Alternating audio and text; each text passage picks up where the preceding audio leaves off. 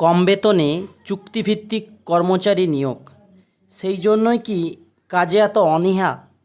কী বক্তব্য কলকাতা হাইকোর্টের, তা আজকের ভিডিওতে আপনারা জানতে পারবেন যে চুক্তিভিত্তিক কর্মচারীদের কম টাকার জন্যই কি তাদের কাজের প্রতি কোনো চেষ্টা নেই, কোনো আগ্রহ নেই? পশ্চিমবঙ্গের সব ক্ষেত্রে চুক্তিভিত্তিক কর্মী নিয়োগ করা হচ্ছে, এতে কাজের মান নিয়ে আপোস করা হচ্ছে বলেই মত রাজ্যের উচ্চ আদালতের। রাজ্যকে বিঁধে উচ্চ আদালতের প্রশ্ন, চুক্তিভিত্তিক কর্মীদের যে বেতন দেওয়া হয় তাতে তাদের কাছ থেকে আর কত আশা করা যায়? পাশাপাশি রাজ্যে চুক্তিভিত্তিক কাজের জন্য কর্মীদের খুব কম বেতনে নিয়োগ করা হচ্ছে, সেই জন্যই কাজের প্রতি এই অনীহার পরিবেশ মনে করছে উচ্চ আদালত।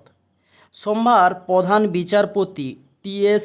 শিবজ্ঞানমের মন্তব্য, কেউ কাজ করতে চায় না, কেউ ওকে দেখাচ্ছে, ও তাকে দেখাচ্ছে, এইভাবেই চলছে কাজের প্রক্রিয়া। প্রতিবন্ধী চিকিৎসায় সুবিধার্থে 2017 সালে কেন্দ্র সরকার ইউডিআইডি কার্ডের ব্যবস্থা করে। অভিযোগ, বাংলার মানুষ সেই কার্ড চাওয়ায় আলাদা করে একটা পোর্টাল খোলে রাজ্য। কিন্তু অভিযোগ, যখনই ওই পোর্টালে কেউ নাম নথিভুক্ত করতে চাইছেন তাদের নাম আগে থেকেই নথিবদ্ধ বলে দেখিয়ে দিচ্ছে। এই বিভ্রান্তির ফলে অনেকেই কার্ড পাচ্ছে না। পরিবার বেঙ্গল নামে একটি সংগঠন আদালতে মামলা করে। সেই মামলার প্রশ্ন মুখে পড়ে চুক্তিভিত্তিক কর্মীদের কাজকর্ম। তার প্রেক্ষিতেই প্রধান বিচারপতির মন্তব্য, একজন চিকিৎসক সব কাজ করবেন এটা আশা করা যায় না। হাসপাতালে 80% কর্মী চুক্তিভিত্তিক, 12 থেকে 13 হাজার টাকা করে তারা বেতন পান। অর্থাৎ একটা চুক্তিভিত্তিক কর্মচারী 12 থেকে 13 হাজার টাকা হাইস্টলি বেতন পান। তাদের কাছ থেকে কি আশা করবেন? রাজ্যের সব ক্ষেত্রে চুক্তিভিত্তিক কর্মী থাকায় দায়সারা মনোভাব থেকে যাচ্ছে। তার প্রশ্ন, এ রাজ্যে কেন আলাদা পোর্টাল? যদি সেটা হয়েও থাকে, কেন্দ্রীয় পোর্টাল থেকে কেন তথ্য নেওয়া হচ্ছে না? এ নিয়ে রাজ্যকে বিঁধেছেন প্রধান বিচারপতি। ই পোর্টালের শীর্ষে রয়েছে, এ কথা এবার আদালতে এসে রাজ্য বলুক, আমি বুঝিয়ে দেব।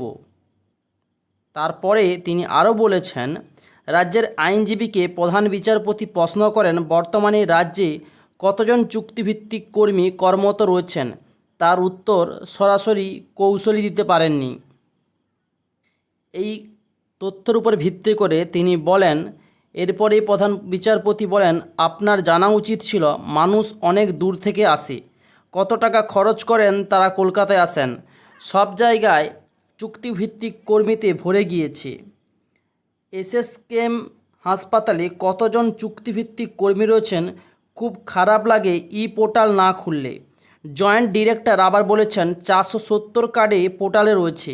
এই সমস্যা সাধারণ, এটা ঠিক করে নেওয়া সম্ভব, কিন্তু তা না করে মানুষকে হয়রানি করা হচ্ছে। চুক্তিভিত্তিক কর্মচারীদের কিন্তু খুব কম টাকা বা অল্প বেতনেই কিন্তু কাজ করিয়ে নেয় সরকার, কিন্তু তাদের সমস্ত সুবিধা অসুবিধা দেখেন না সব সময়।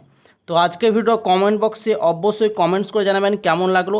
ভিডিও যদি ভালো লাগে ভিডিওতে অবশ্যই লাইক, শেয়ার এবং সাবস্ক্রাইব করতে ভুলবেন না।